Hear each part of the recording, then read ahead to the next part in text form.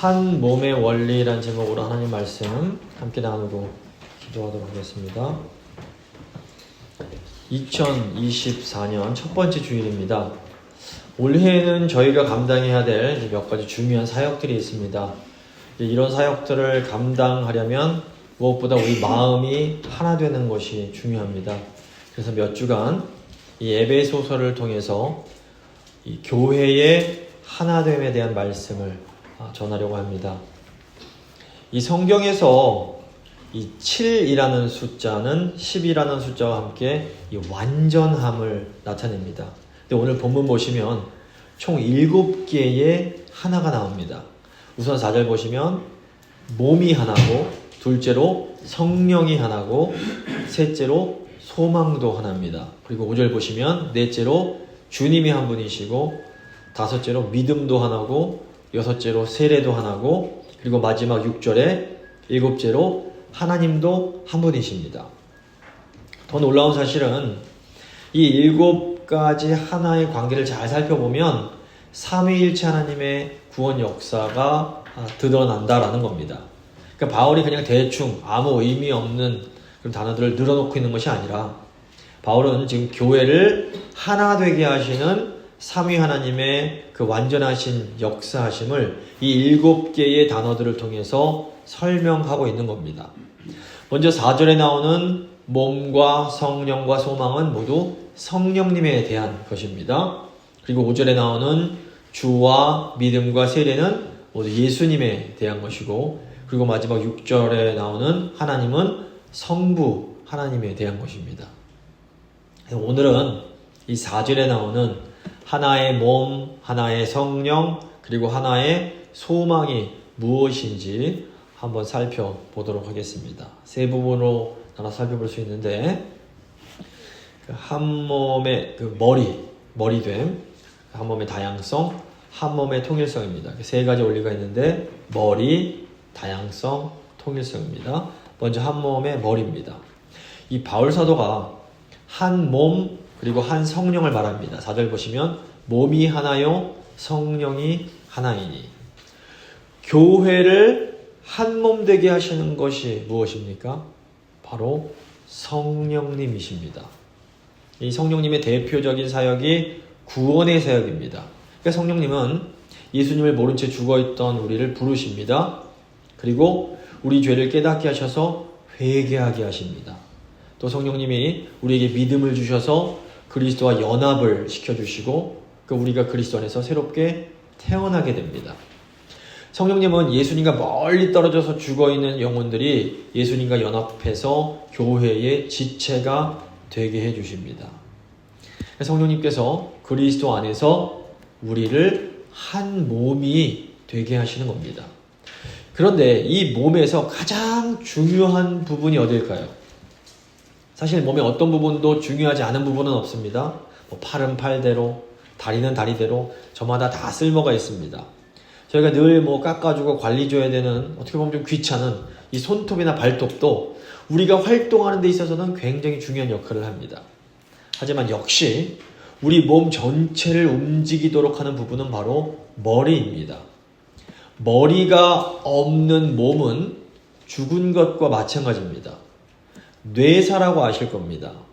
뇌 기능이 완전히 정지가 돼서 회복이 불가능한 상태가 뇌사라고 부릅니다. 이 뇌가 죽으면 인공호흡기를 부착해서 몸은 얼마간 더 살 수 있습니다.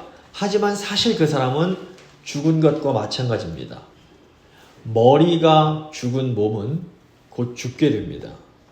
근데 이 교회라는 몸, 한 몸의 머리가 무엇입니까?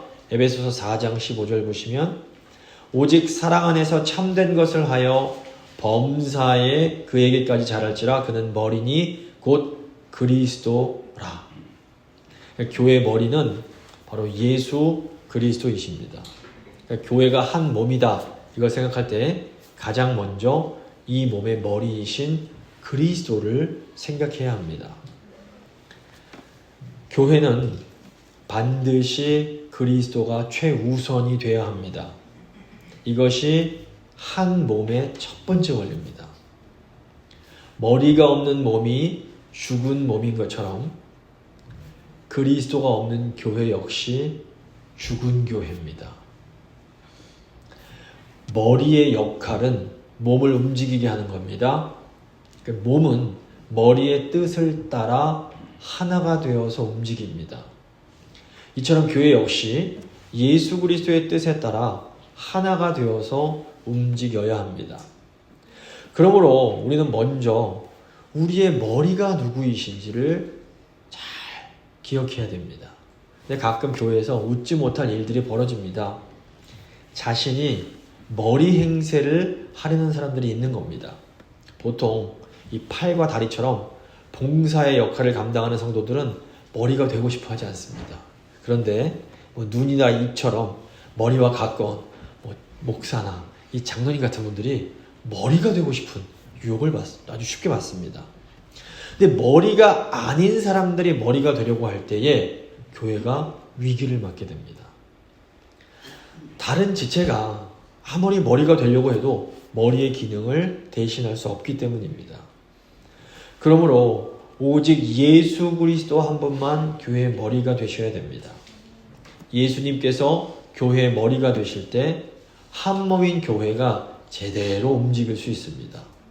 우리가 항상 우리의 머리가 누구인지를 잊지 말아야 됩니다.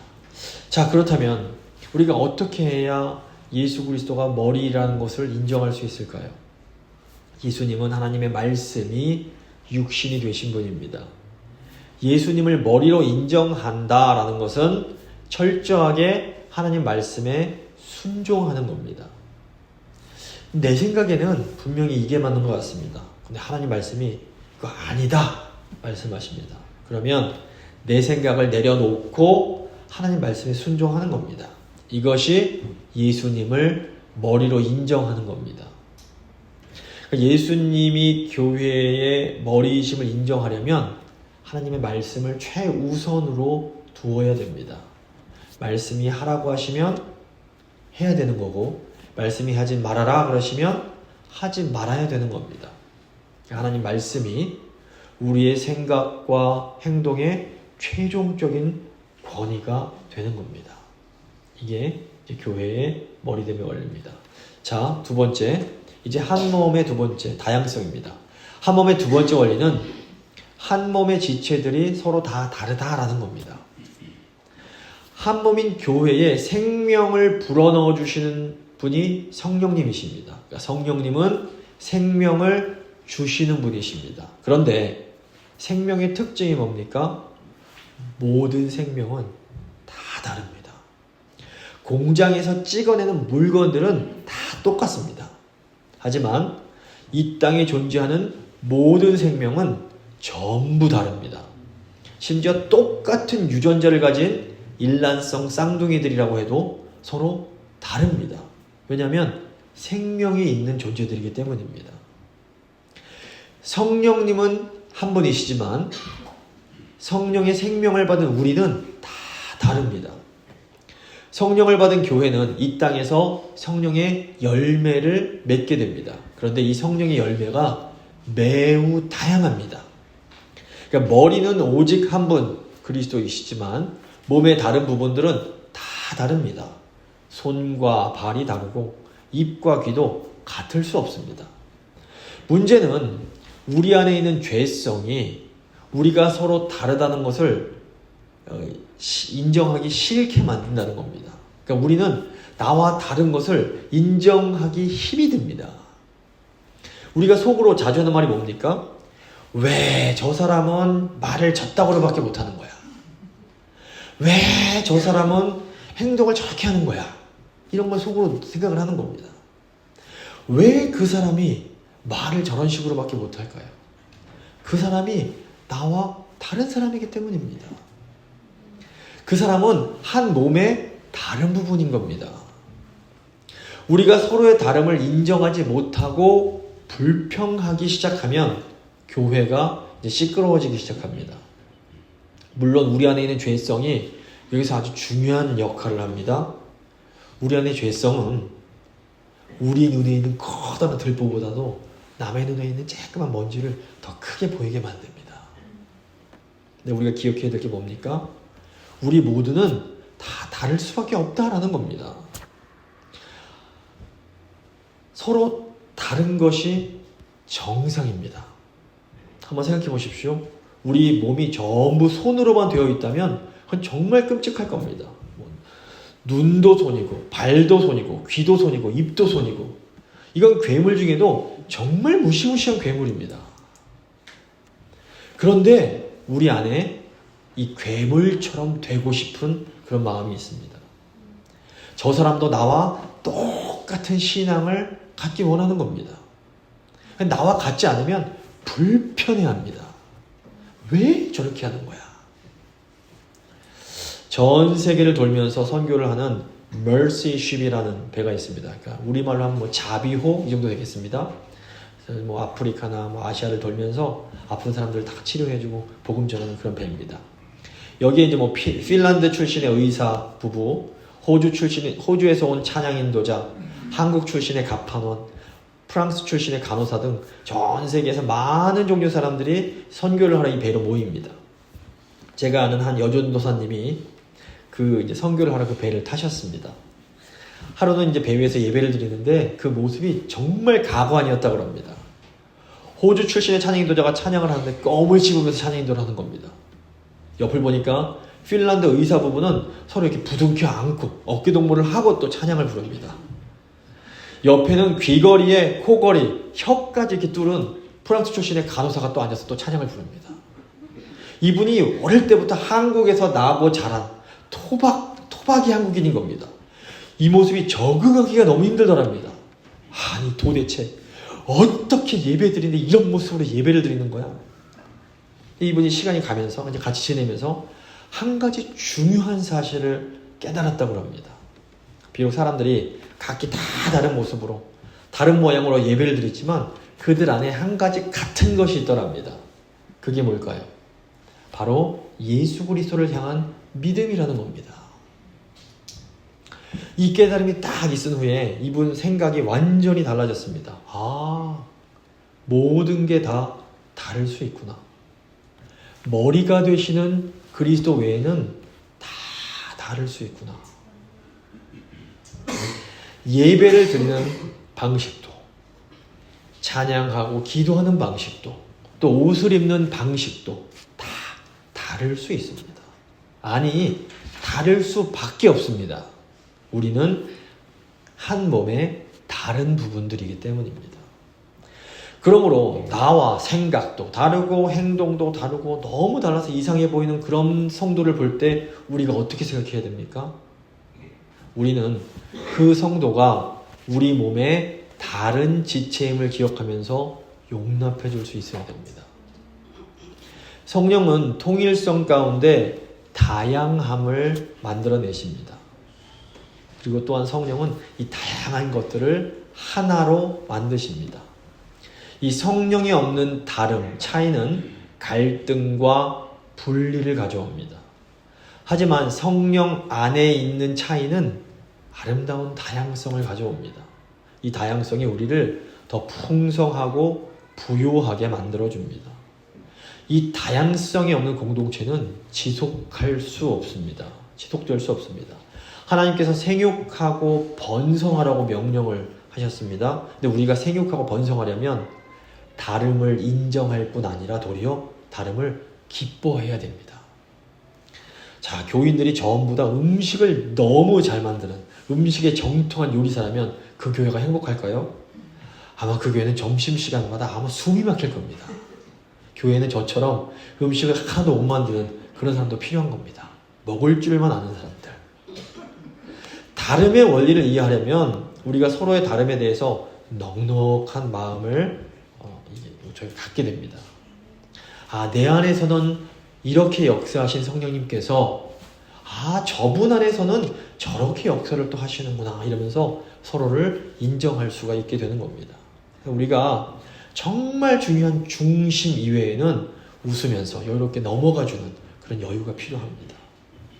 서로의 차이를 관대하게 인정해 주는 것이 교회를 더 강력하고 부요하게 만들어줍니다. 자, 이제 세 번째 원리입니다. 통일성입니다. 한 몸의 세 번째 원리는 몸의 각 부분들은 하나의 소망 안에서 서로를 도와야 된다라는 겁니다. 6절 보시면 이와 같이 너희가 부르심의 한 소망 안에서 부르심을 입었느니라. 왜 사도 바울이 한 몸, 한 성령을 말한 후에 한 가지 소망을 말할까요? 한 성령으로 말미암아 교회가 생명을 얻어서 한 몸이 됐습니다. 그런데 이게 끝이 아니라는 겁니다.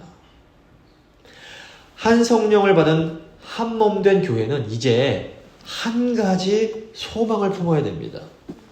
사실 교회가 자꾸 오해하고 막 분열이 생기고 이런 것은 우리의 부르심의 한 가지 소망을 보지 못하기 때문에 생겨납니다. 우리는 자꾸 우리가 지금 가지고 있는 것을 바라봅니다. 지금 내가 소유하고 있는 것과 다른 성도가 소유하고 있는 것을 자꾸 비교하는 겁니다. 내가 살고 있는 집, 내가 타는 자동차, 내가 먹는 음식을 다른 사람들과 자꾸 비교를 합니다. 또 우리가 내 자식과 다른 집 자식을 자꾸 비교를 합니다. 심지어 우리는 교회에서 내가 가진 은사와 다른 사람의 은사도 비교를 합니다. 나는 찬양을 못하는데 저 사람은 찬양을 잘하고, 나는 요리를 못하는데 저 사람은 요리를 잘하고. 그런데 이런 것들은 절대로 영원한 게 아닙니다. 하나님께서 주신 달란트나 은사도 영원하지 않습니다.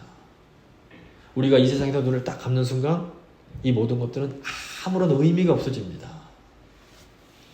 그러니까 우리가 지금 내가 갖고 있는 것을 계속해서 바라보면 볼수록 점점 더 많은 분열과 갈등이 생겨납니다. 그럼 우리가 뭘 봐야 될까요?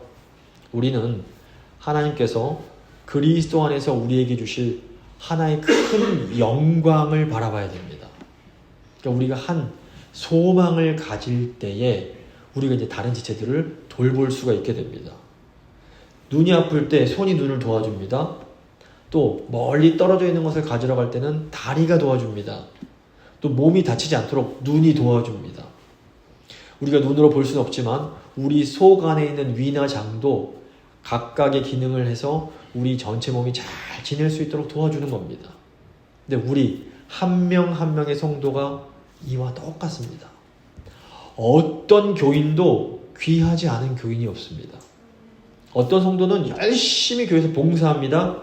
하지만 이 어린 교인들은 철없이 주일만 예배만 드립니다. 예배도 잘 드리는 것도 아닙니다. 시간이 목적하게 드립니다. 그렇다고 이 어린 교인들이 중요하지 않은 건 아닙니다. 사실 이런 어린 교인들이 나중에 성숙한 교인으로 자라나는 겁니다. 그러니까 우리가 연약해 보이는 성도일수록 우리가 더 귀하게 여기는 마음을 가져야 됩니다. 우리 누구도 이 팔 잘라지면 하나님께서 새 팔로 끼워주시겠지 이렇게 말하지 않습니다. 우리가 그러므로 저 사람 없으면 하나님이 또 다른 사람 보내주실 거야 이런 식으로 생각해서는 절대로 안 됩니다. 약할수록 한 번 더 챙기고 보기 싫을수록 한 번 더 돌아봐 줘야 되는 겁니다. 그런데 여기에 비밀이 있습니다.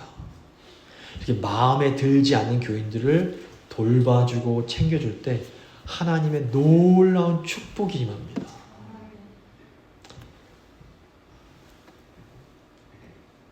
마태복음 10장 42절 보시면 누구든지 제자의 이름으로 이 소자 중 하나에게 냉수 한 그릇이라도 주는 자는 내가 진실로 너희에게 이르노니 그 사람이 결단코 상을 잃지 아니하리라. 이 소자가 내가 꼴보기 싫은 사람 생각하시면 됩니다. 교회 안에 있는 마음에 들지 않는 연약한 성도에게 냉수 한 잔이라도 대접하시면 절대로 그 상을 잃지 않습니다.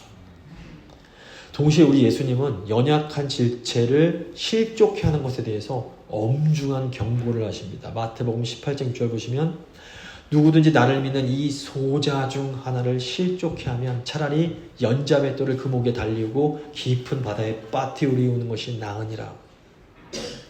사실상 이 연약한 지체를 돕는 것은 바로 나를 돕는 겁니다. 성경에서 교회 말고 한 몸이라고 설명하는 게 하나가 더 있습니다. 바로 부부입니다. 부부관계. 부부 역시 한 몸입니다. 이게 성경이 말하는 진리입니다. 자, 남편이 많이 아픕니다. 근데 아내가 남편 딱 바라보면서 그래, 넌 아파라. 난 내 몸만 안 아프면 된다. 이렇게 생각하면 어떨까요? 이건 지혜가 아닙니다. 남편을 위해 주는 게 결국 나 자신을 위하는 겁니다.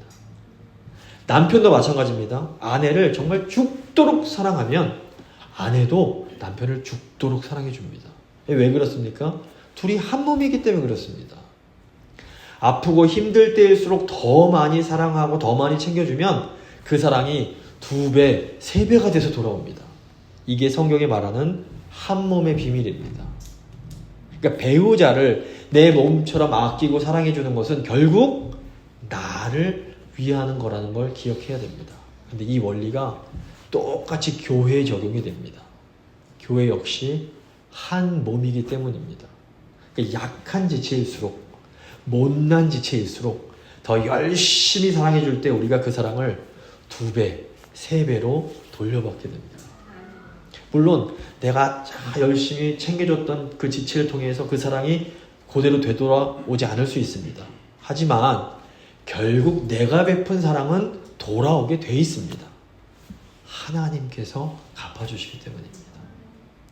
이 귀한 말씀의 원리를 꼭 붙으셔서 하나님께서 주시는 축복을 누리시는 성도님도 되시기를 간절히 바랍니다. 말씀을 마무리 짓도록 하겠습니다. 교회는 한 몸입니다. 교회를 한 몸 되게 하시는 분은 성령님이십니다. 이 한 몸의 머리는 예수 그리스도이십니다. 우리가 말씀에 순종함으로 그리스도가 우리의 머리 되심을 인정해야 됩니다. 한 몸인 교회에 성령을 주신 분은 성령님 한 분입니다. 하지만 한 분 성령님의 생명을 나누어 받은 우리는 다 다를 수밖에 없습니다. 생명의 사역은 똑같지 않기 때문입니다. 한 성령 안에서의 차이점, 다른 것은 우리를 풍성하게 만들어줍니다.